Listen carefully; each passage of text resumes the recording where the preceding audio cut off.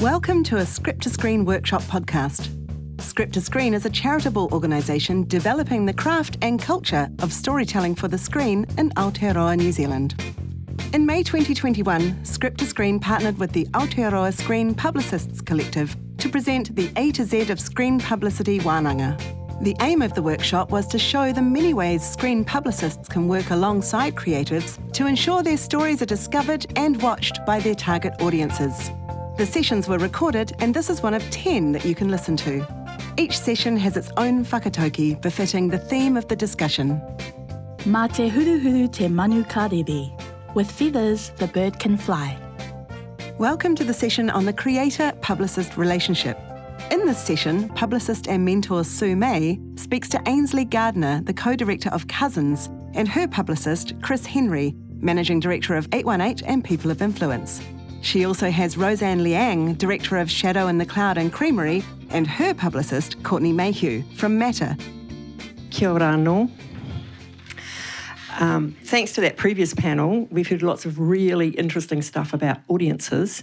Now you might be wondering, how am I, or we, going to go about reaching those audiences with specifically targeted messages and put in the right places in order to inspire them to watch your shows? I've got a simple answer for that: hire a publicist. Publicists are storytellers too. They tell the stories around your stories to the potential audiences, either directly or indirectly through conventional media or directly through social media. Aotearoa Screen Publicists Collective has, Gemma talked about this before, we've devised a publicity planning toolkit that we're going to release at some stage later in this 2 days, which it's for producers, and we hope that it'll be helpful and it will address all of those things that were talked about in the previous session. Now we're going to give you some case studies from 2 successful creator-publicist relationships. We're going to, for Cousins, which had excellent reviews and more than $1.5 million at the New Zealand box office and still going. In its 10th week. So we've got here to discuss the publicity and how they did it and how they worked together. We've got Cousins co-director Ainsley Gardiner and publicist Chris Henry. Yeah! You had to work yourself? Shadow in the Cloud director Roseanne Liang is here with publicist Courtney Mayhew. Shadow is having international impact. It picked up the Toronto International Festival Midnight Madness Audience Award, and Roseanne was named in Variety's 10 Directors to Watch in 2021. This team also worked together on Creamerie, which for the first time TVNZ put all the eps on demand while playing it out weekly on linear. It's a bit early for official results from TVNZ, although maybe Ruben might. But anecdotally, it's going off on demand. So we'll open the floor to questions at the end. I'll probably interrupt you and say it's time for questions. Meantime, for you new speakers who are here, we've got this thing about people will, if you say something that they don't understand, ding ding, that's the word, forgot, I thought it was beep beep, ding ding. So that's if you use an acronym that nobody knows. So far we've been through ROI, Return on Investment, we've been through TX, Transmission, and RX, Record, so if you've got any sneaky ones, just remember them. Yeah. KPI as well. Oh yeah, KPI. We talk a lot about KPIs. We'll get to things like EPK. No, I was going to say, these guys probably don't use them. It'll be me and Chris that'll be doing the ding-dings. Yeah, you can do it.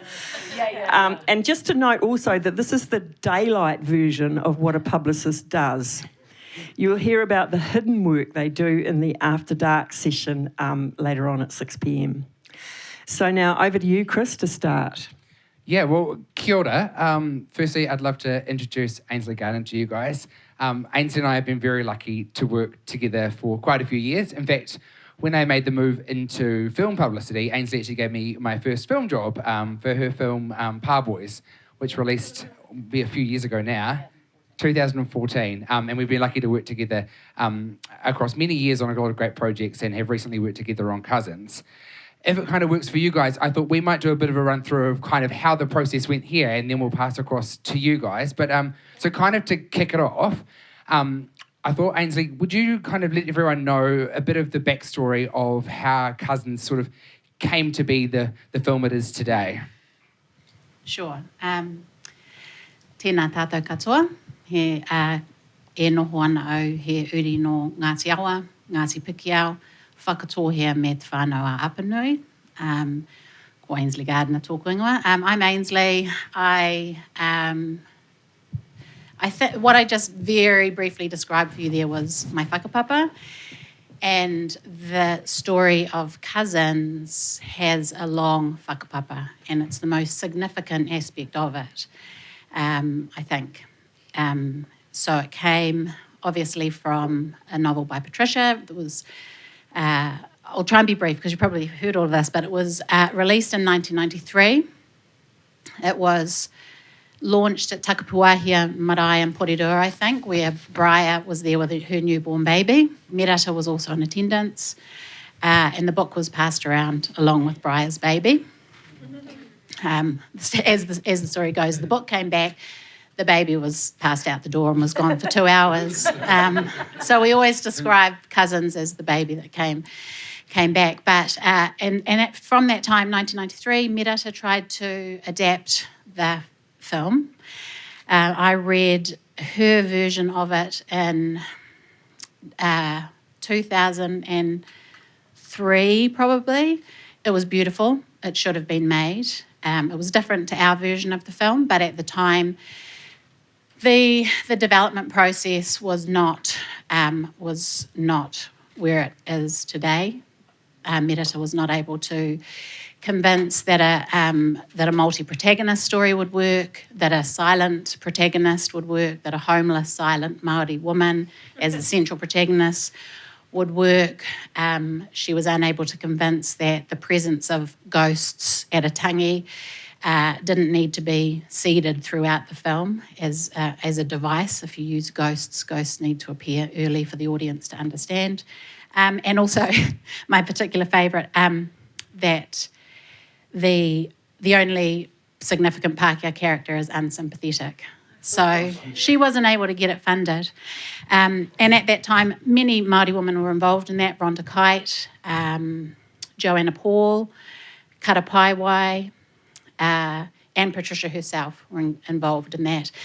Eventually, Merata, I don't know why she did this, I never asked, but she let the rights lapse, and Gayleen and Robin picked it up. They were also unable to make that film. So Briar was working at the Film Commission in 2015. She said, when Merata passed away, I did Boys, which Merata had been intending to produce, and I wanted to finish that on her behalf. And I think Briar and I felt similarly about Cousins. Also, Briar, as the mother to Patricia's grandchildren, felt an obligation to get it made. So Briar and I, it started again with the novel in 2015 and went through a development process that not only was involved in the writing of the script, but also in the getting to the point of Briar and I just agreeing that we were capable of co-directing it. I had to acknowledge my own kind of ignorance and arrogance to assume there were no Māori women who could have made this film until we did Waru. And then I realised, oh my God, not only is there one, but there's at least 9 from a pool of at least 20 or 30. So Chelsea, who plays young Jean, just emailed me yesterday, and she said, it's a film that needed to go through 3 generations in order to be made. And yeah, so that is the whakapapa of Cousins. Is that satisfactory? Got it. It's very good. And I was trying to be quick. No, definitely. And Ainsley does a really good abridged version of that for a radio interview as well. So, but it's good to get That was the abridged. No, we're in a situation where we want to understand it fully. So I think one of the interesting things that we can kind of talk about in this session is really the kind of nuts and bolts about how we engage with each other as we kind of go through this producer-publicist relationship. And one way that I always describe publicity is my team sport. So it is the sport that I play from a work perspective, and it's very much a team effort. People are good at certain parts of it and need to go away and do their own bits, but you can't do one without the other. I need these guys to make a beautiful film for us to be able to publicise it. I need them to participate in the interview process of it. They need us to deal with the media to make sure that we're getting it into the right place. So it's very much a team activity. So I suppose where I would pick up with kind of an approach perspective was Ainsley and I had worked together for quite a few years, as well as Georgina Condu, a producing partner, and we worked with Briar on Waru as well. Essentially, we came on board at the unit publicity stage of it. So ding, ding, ding, unit publicity. Publicity that exists in the shooting process of the film. So we came on board as they're going into pre-production, really, as all the casting was coming together. We read the script. We have a meeting to kind of work out what is the vision of the film. We'll talk about what the audience of the film is going to be, the process of where it's going to be shot, how it's going to be shot, where, who's in it, all of that sort of stuff. So when we got involved in the unit publicity stage of it, that's at the point where we sort of start running our own races in tandem. Obviously, Ainsley has to go and make a film, and so we leave them to be able to do that part of it, and we're running alongside, making sure that we are taking the most advantage of the shoot process as we possibly can. So a few elements of that. We obviously issued a casting announcement at the very beginning of the film, and we do that for a couple of reasons. One, as a bit of a fishing exercise, when you issue a press release about the casting of a film or the start of pre-production of a film, you get all of the people in the media that actually you didn't know were big fans of either the creative's work or the story coming to you, and so you therefore know what you need to, who you want to service in an early stage. And then also it works to get the key information about the project out to media so that I don't know, nobody's spelling Ainsley's name wrong, or has the right funders in it and all of that sort of stuff. So we came on board with that, announced it, did that whole fishing exercise. Then the film went off and was shot. It was shot around Wellington and Rotorua. We engaged with quite a few local media in those particular places to bank stories for release. So worked really closely, especially in Rotorua, with a few media outlets down there, and did a couple of set visits and kind of got stuff in the can. Once that's all done, we obviously worked out a bunch of our deliverables, press kits, stills, all of that sort of stuff. We worked really closely with those guys on what they were going to shoot from a stills perspective and an EPK perspective, and help work through the process of checking to make sure that works. Oh, sorry, EPK? I mean, I know what it is. Yeah, no, it's all right. EPK, electronic press kit, stills, what you take on the film set. And we are going to get to that later in the material side of it, so we might leave it at that point, but that hopefully makes sense. I sort of feel like I'm rushing through it a little bit, but what I would like to kind of point is, which is kind of the purpose of this conversation, is because we are, in both examples, have worked from the unit space right through to the release space, it really is that secret sauce of getting a good publicity campaign running, because you're really across this, and feel free to jump in at any stage to echo my point, I hope. But when you Go. But when you are involved in that process from beginning to end, it's economies of scale. It means that you've been on the team since the beginning. You know what's going on. You understand the importance of the parts of the film and the stories, and you've got the ability then to be able to sell it in its most genuine and authentic way. Would you guys agree? Whakapapa. Correct. Yeah. Yeah, exactly. I mean, I think it was the first time I ever worked on a film from beginning to end. It was a game changer. And the whole reason that I ended up doing unit publicity is I started on the release side, and I would get given assets that were not usable anymore in the current landscape. I couldn't get any information on the production. And so I essentially went backwards and went, I'm going to become a unit publicist then as well. And if I'm not going to be working on the release, I'm going to make sure I have a great report that's pulled together as well for the release publicist and for international. But then I'm also, if I do get to work on the release, I've already got a shorthand with the creatives. I know their quirks.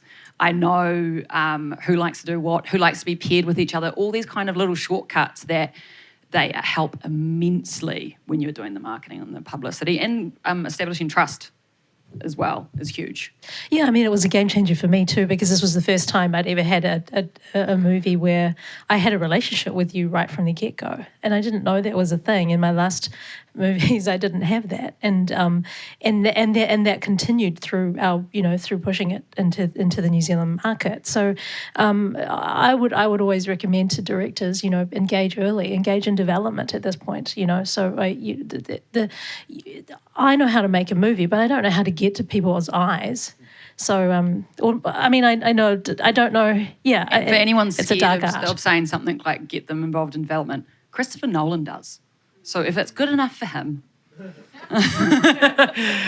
Gemma, right? He gets one of the first people that reads a script is his publicist. And it's not so we sit there and we meddle because you guys are the experts in doing 100%. What you do. It's so we get your story to the masses.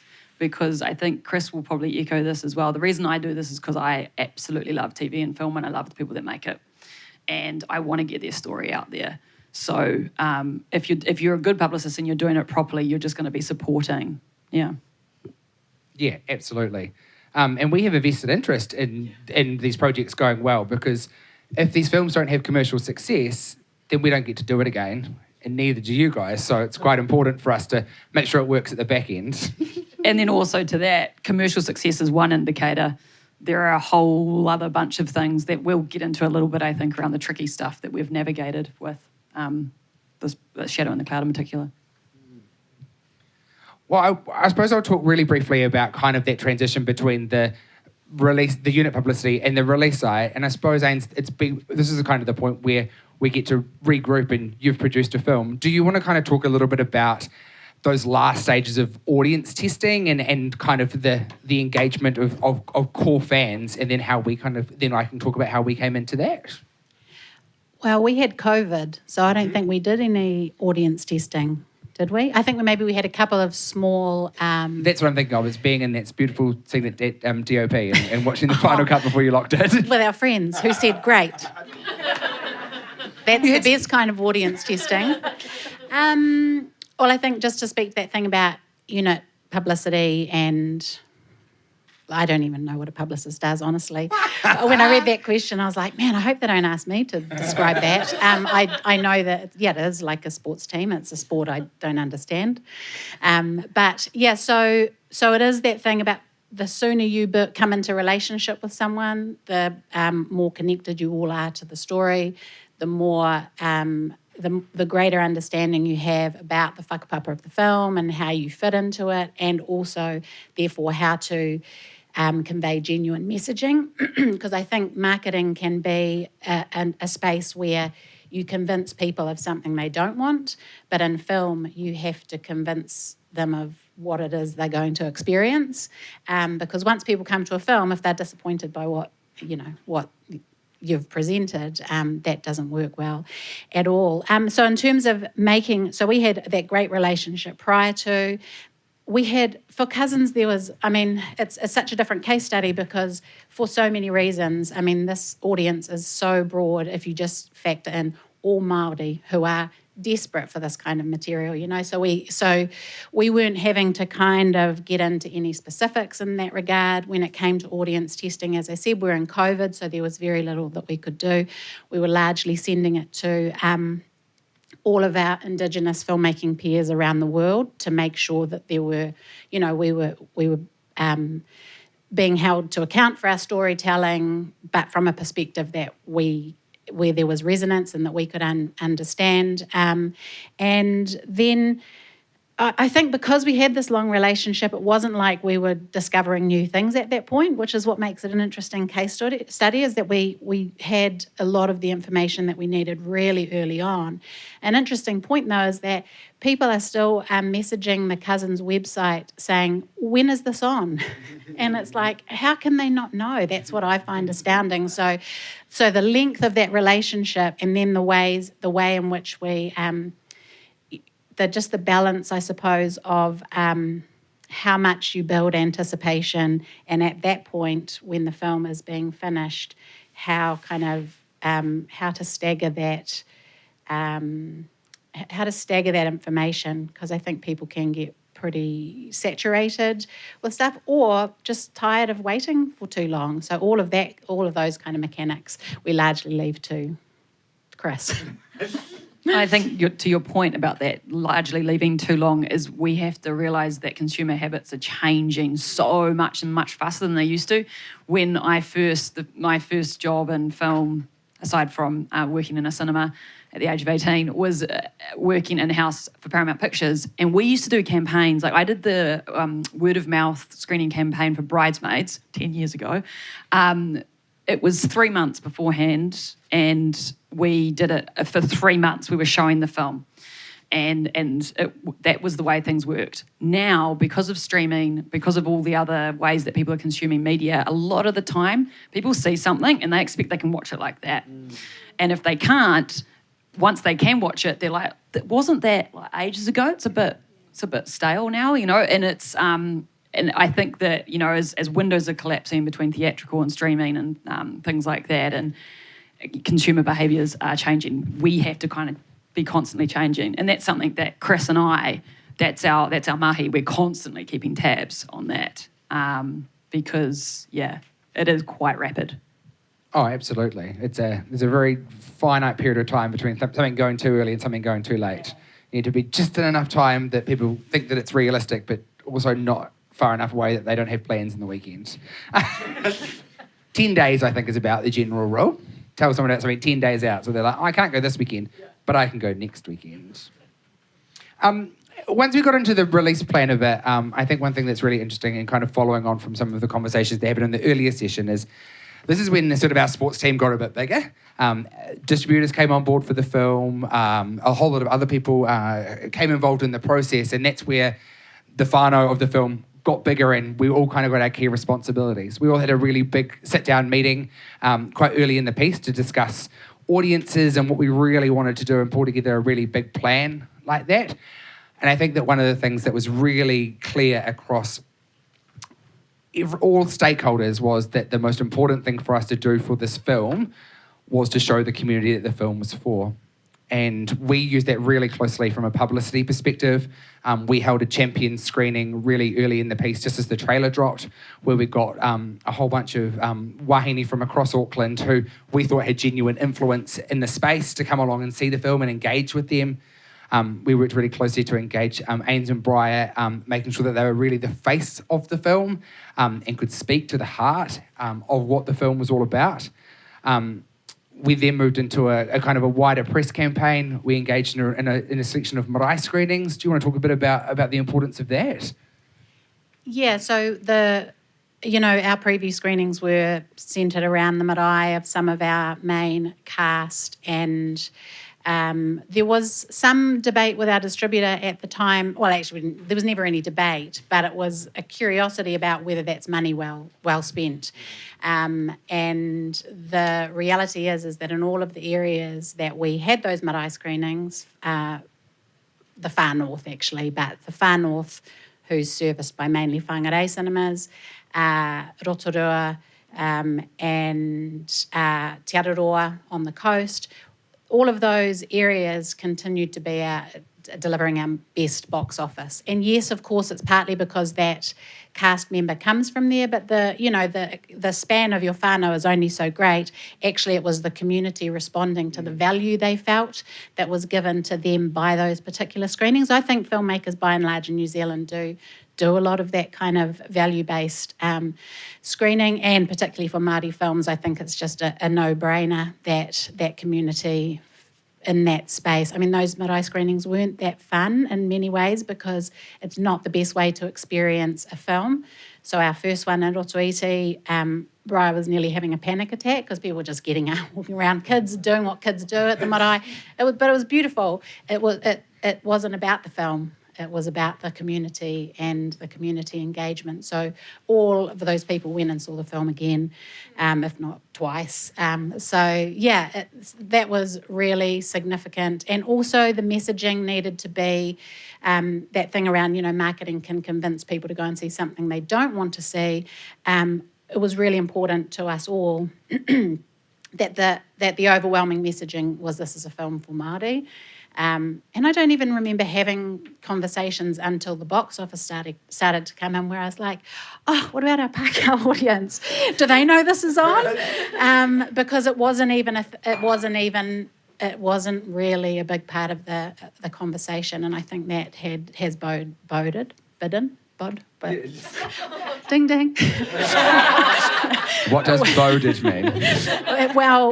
So it's gone well. It was the right thing to do, and I think that it forms an interesting part of our partnership. And I run an entirely Pākehā team in our business. We've worked on many films of Pacifica films and Māori films across the years, and I think that being allowed into this beautiful world and feeling like we are a true part of the whānau and understanding the whakapapa of what's going on has allowed us to make sure that we really do help extend the reach into the Māori audience that does come through whānau and comes through connections and comes through the credibility that the people who are part of the project have, but then being able to use a wider mainstream lens to kind of continue to make sure that it does appear in those mainstream outlets, that does get those big hits, making sure that you're in the listener. Yeah, and on that was an important kind of learning. I think the distributor brought on 2 Māori interns, which was essential because they were also a Pākehā organisation.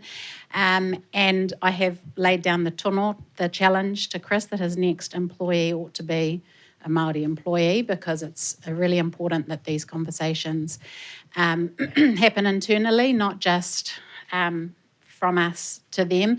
And but just early stuff was like our influencer letter went out to our wahine Māori influencers without a significant enough amount of tikanga attached. It didn't explain the whakapapa of the film.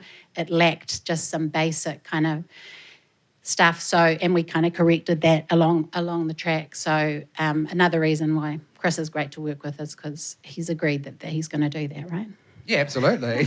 But I think that it's a learning exercise on both sides, and we're really grateful for some of the lessons and learnings that we got to go through the process. And this is the way I got to meet Roseanne, was through Shadow in the Cloud. Someone had, a producer I think, had recommended me to Tom Hearn, the producer on Shadow in the Cloud, and we had a hui, and from there he hired me, and then I got to sit down with Roseanne and the amazing creatives and get into it. I was always a fan of Roseanne's work, so I was pretty stoked. My Wedding and Other Secrets it's like such a key part of a certain time in my life, and yeah, it was amazing, that film. So anyway, we got to sit down, and I'm going to get right into it with Shadow in the Cloud because we've kind of talked a lot about the process and things, but this one had a bit of a tricky challenge to it on a comms level. And it was something that we knew we were going to have to navigate right from the get-go. And I'm going to put Roseanne right in it just because of the point when I met her in pre-production was when we sort of had this discussion around this certain issue. And where was it at in pre-production at that stage? I mean, yeah, it was actually with the project when I took it, to be honest. But how present it was changed. It's almost like it got closer and closer, like a ghost coming down a corridor, and the lights are flickering, and suddenly it's right in your face.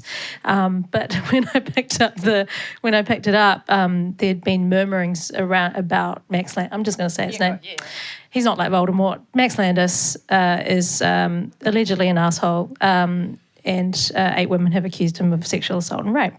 And at that time, there were murmurings about him in 2017 around the Me Too movement, but nothing.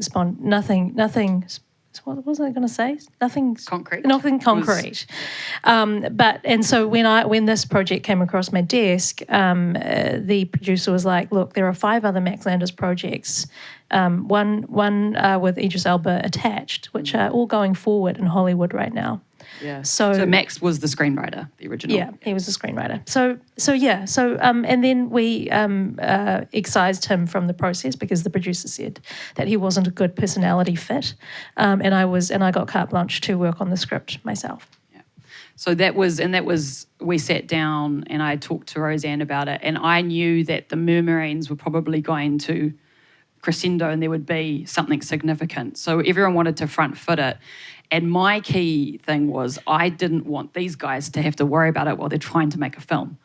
And the timings were such, that was when it was really starting to build. So one of the good things was in conjunction with the sales agent, we actually ended up getting an independent US agency on board to handle the specific issue and to basically get all the facts. And the good part about this as well, about me being there, these guys started shooting, and then this agency was engaged.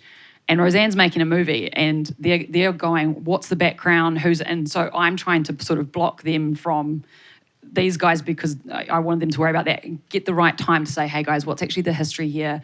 And I was the fact gatherer, pulling it all together, passing that on and working really closely. The other thing was that all of the filmmakers, and I think they would all be fine with me saying this, they all had different opinions on how to handle it. All the producers and Roseanne, they were able to speak to me one-on-one and speak freely, so I could be that soundboard for them, pull all of those opinions together and figure out with the US team a strategy going forward. It was something that has been a very big front and centre part of my job as a publicist, especially I was in Australia when the Me Too movement hit. It was a lot. From my understanding, I wasn't here in New Zealand, but it was a much bigger thing within communications landscape in Australia and in the film industry and the TV industry and the theatre industry. Yeah, Australia was a doozy. So with this one, it was about protecting the filmmakers. That was my main goal, and also not forgetting the fact that we needed to get assets, that we wanted to do all these other cool things, and we didn't want to spend the whole time talking about Max Landis, right? So we needed to put the strategy together, and we did, and so we had a strategy. That was cool. Movie starts getting made. We did the things like media set visits, which we did do, and I'll say this as well. Obviously, when you have an issue like that, you go, let's not do media. And the US did not want us to have any media on set. And I said, just let me have one, and that person will be Kate Roger. Because Kate Roger will not ask these questions. She doesn't care. She cares about film. She cares about the process. So, and that was down to, the relationship that I had with Kate. And that's another key part of your publicist, is knowing that they have got these really strong relationships with media and they're trustworthy ones. And they know the ones that aren't trustworthy. So we had Kate on set and we did all this, because, we didn't want to miss the fact that we had Chloe Grace Moretz here in New Zealand and Nick Robinson here in New Zealand. So let's capture at least something. We got some great behind the scenes assets. We had awesome stills photographers. It was wicked. Last day of shoot, and I get a call from the US, a article's going to drop, and they're asking about Shadow in the Cloud. We had a strategy in place. That strategy was put to work. All I had to do was go to Roseanne. I would recommend putting your social media on private, and you did. And Great. Yeah. Great idea, yeah. Yeah. In fact, I was already receiving, DMs from randoms attacking me, and that was one of the easiest and best things to do. Yeah. Yeah. I mean, and then it's so that, and it was handled really well in the end. It didn't, because the thing is, and I'll be honest about this as well. We're not just spin doctors. We're also for filmmakers. We're checking the cultural pulse and we're advising on it. I'm someone that personally, I will not. In the Me Too movement, I didn't want to defend anyone that was involved in it. I only wanted to look after people that were getting the collateral damage, because I do it because I love movies, not because of the spin. Yeah. Do you agree with that? I 100% agree with that. Yeah. It's a very Switzerland territory as a publicist, but it's sort of a job between being Switzerland but also being someone's mother. Yeah. There's a whole lot of people's mothers, actually. Yeah. Huge. Picking them up, getting them coffee. And then what was great was the distributor then brought me on board to work on the release of it here in New Zealand. So we continued to work together. I knew the assets that we had. I knew that Roseanne was a bit of a show pony. Which I've only recently come to terms with that, but yes, I am. And I had a relationship with the big Hollywood star that was in the film. I had a relationship with her publicist and was able to go straight, and her brother, I texted him and just said, can we just at least get 3 interviews for New Zealand? Which I honestly don't believe would have happened if it wasn't, I'm just going to say it, if it wasn't me, because I had that existing relationship. She's super busy. She's on 1,000,001 different projects. So there's just like all these little things that really help out. It's all about the personal. I mean, you talk about being my mum, but like it's almost like a advice or an extra bouncing board. Because if it were up to me, because I wanted to front everything, I wanted to come out and do a statement just to front because if we're talking about an issue that's really important like this, I don't want to put it under a cover. I understand why women and men want to talk about this right now, and I would have gone out and sort of just. But in doing that, I would have taken the focus to somewhere else that wasn't actually. I didn't need to do that. So being able to bounce off you and get your advice and understand just how to play this was. It's such a tightrope when it comes to stuff like this. Yeah, it's a tightrope, and it's only from experience, I think, that you know how to advise on these sorts of things. And the advising goes on. Yesterday, Roseanne got a DM from someone, screenshot it. It was for a different project. Said, "What do I say?" I said, "Ghost him. Do not reply." Yeah. Yeah. Solid advice, right? Because I'm like, I don't want to be mean to someone, but you can't win. You actually can't win. Whether you, Anyway, can we move on to Creamerie now? Creamerie, yeah. So Creamerie, just so everyone's aware, I didn't work on the unit publicity that you guys didn't have. Did you have? No, yeah. So we just finished the release of Shadow on the Cloud. I'd been hearing about Creamerie. There's no way that I could say no to being involved in something so utterly bonkers and so brilliant. And just said, I just want to help, just sort of let me know. And Roseanne brought me into the fold with Kevin and Co and with the Flat 3 girls. But it was literally the week before it dropped. Yes, it was the week before. The reason we did this was because Creamerie is bigger than New Zealand, or we want it to be bigger than New Zealand, because we want it to be a true, unapologetically Kiwi, but global, preferably US. Ready show. So TVNZ and Flat 3 and Kevin and Co have their own kind of territory, but to be able to make the show, we have a 3-season series, plan, and we want money for it. So yeah, and you need sales as well. Yeah, we need sales. And my background is on a lot of international projects, and Armin, whether it was Australian projects or New Zealand projects or even American projects I was working on, arming them with assets that I know are going to be used internationally, because I'm often working with those partners. So Tony Years, who's actually the EP on Creamerie, I worked with him on the Kate Blanchett created Stateless TV series, which was an ABC Productions in Australia and then sold to Netflix. So I knew what Netflix wanted for the deliverables for that. And so this is half of the reason for bringing me on, is for me to kind of do an asset overview and go, this is what we're missing. This is what I think you can do without. But let's make sure this is properly armed. And I'll be really honest, I wish I was on it on set. We didn't have money. I know you didn't have money, but this is the thing: is there are things that I'm like, that would have been so good to capture that we just can't now. We can't. I suppose that's part of the bigger conversation that we're all having here today, is about finding that point in the process that publicity should be involved and thought about, because the earlier in the process that you can think about it, and there's different ways of cutting the publicity budget in terms of, someone being there every day eating your lunch versus someone being there once or twice to get some key things.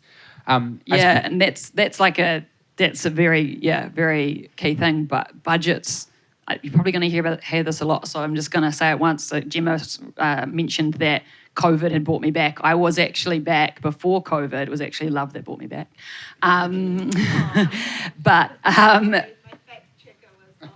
No, that's fine. No, but you were semi-right in that before COVID, I was still doing 50% of my work overseas.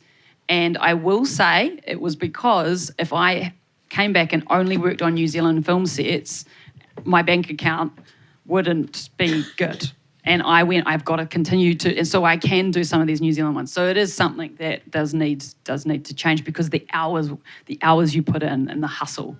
Oh, totally. And, you know, this will go on times. But, you know, I run a team, and sometimes we work on jobs that I physically will be paying my staff to work on. So, therefore, the project has physically cost me money. Yep. But there's also economies of scale about the industry and the love of projects and wanting to be part of it. Yeah. Sorry, those schedules can be really packed. And if you haven't done it before, what does that experience feel like? I've done it so much, I can't even remember what it feels like to not have done it, because I've done it as a producer so often. I reckon I'm good talent, don't you? I think she's really good talent. I'm fast. I understand. I mean, obviously I do talk a bit, so I feel a little bit hurt about what you said earlier. No, but well, I'll give you a compliment then.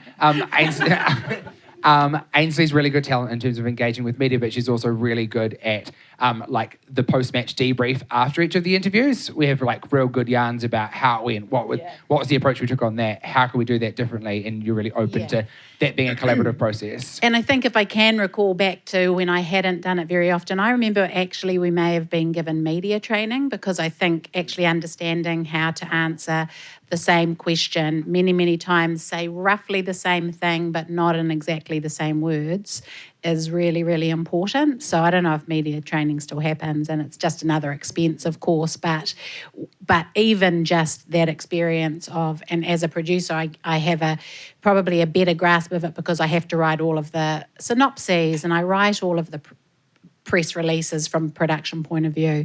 So I'm able to capture those things. But probably that's it, really key messaging and, yeah, just brevity probably.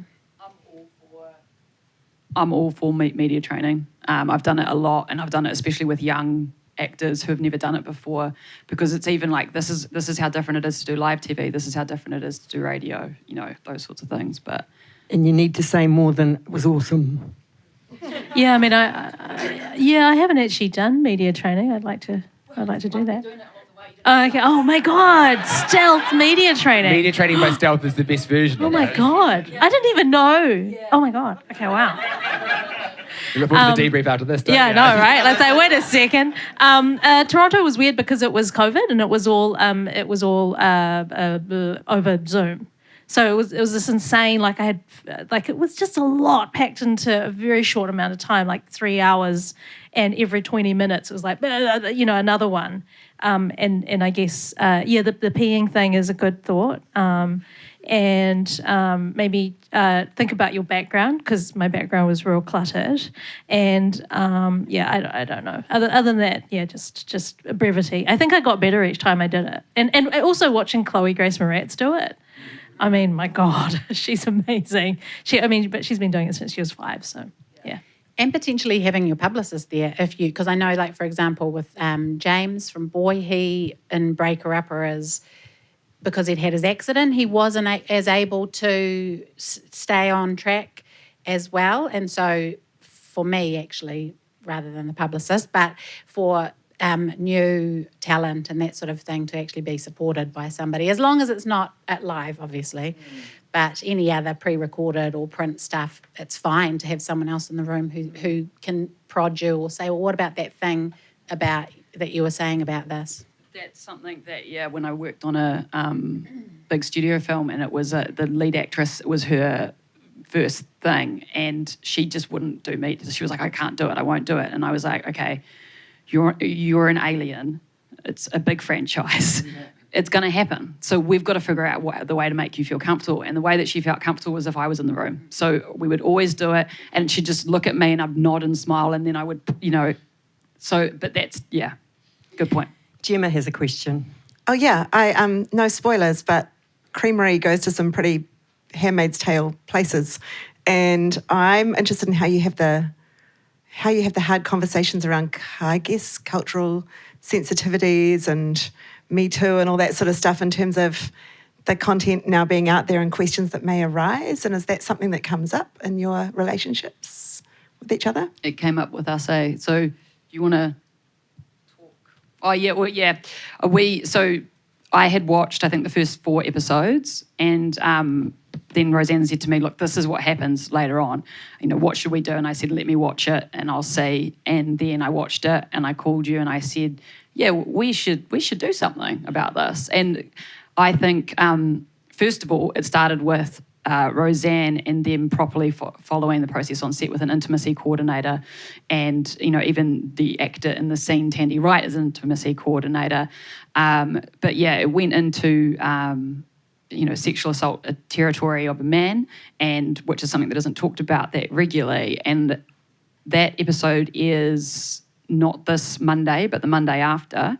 And I won't say what outlet, but there's going to be a article that is interviewing Roseanne, Jennifer Wood-Leland, who is the intimacy coordinator, and Tandy Wright, who was the actor in the scene, tackling it head on. This is how we made sure everyone was safe.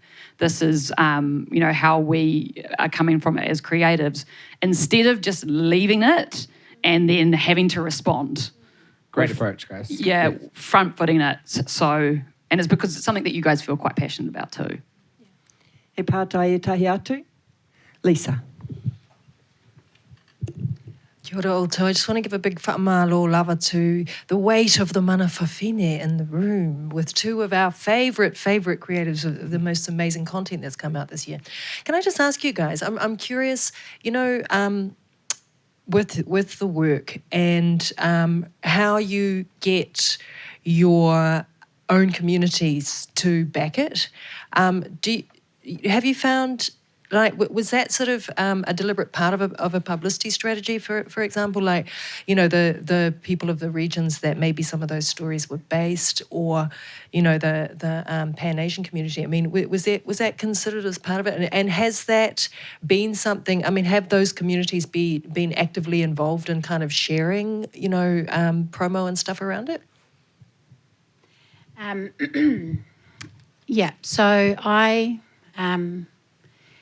he manu hou, ia hou, he pika rere. I'm still a bird learning to fly in these territories, so I do my best. But always, these conversations underpin our creative decisions.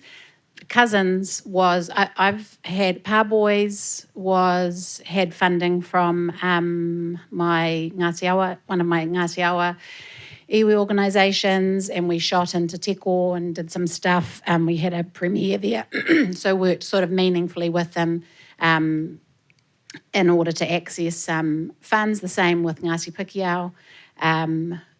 In Cousins, we accessed finance from them. We shot in at one of their marae.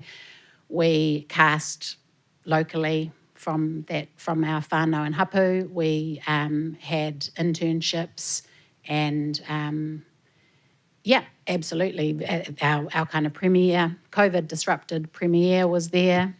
And so these are all ways of working within those structures, within the current structure that we're working in. And I feel like we need to go further in terms of how to not just access those communities and have them support us in our storytelling, but how we do it the other way around. So how to be in our own communities and tell the stories that are coming out of, our own whānau, hapu and iwi, and so that they are actually investing.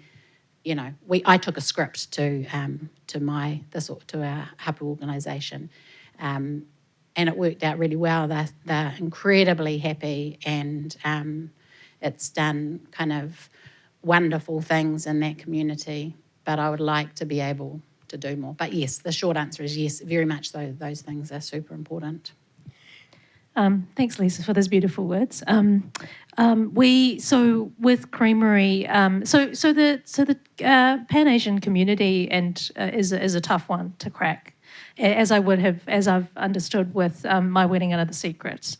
Back when my Wedding and Other Secrets came out 10 years ago, I remember talking to people and they'd go, "Oh yeah, that's that Asian movie."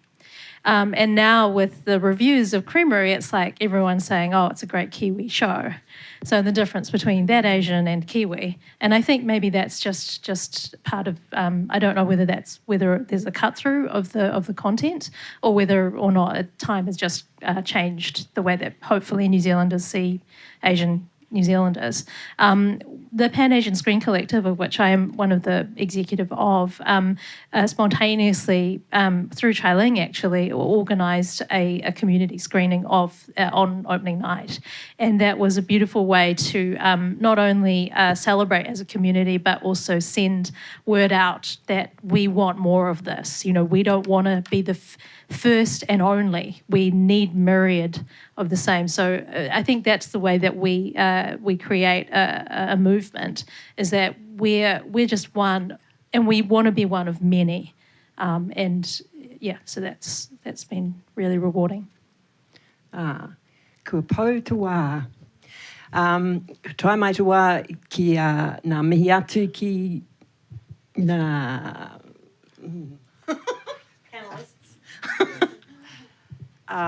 I'd like to wrap up this session now and come back to the whakatauki that is for this session, which is mā te huruhuru te manu ka rere. With feathers the bird can fly. The A to Z of Publicity Workshop podcasts are proudly supported by New Zealand On Air's Industry Development Fund, the US Embassy, and Images and Sound. Music for the podcast was provided by Poddington Bear, whakatauki by Lalena Fe'onati, and voiceover by Gemma Gracewood. Kia ora.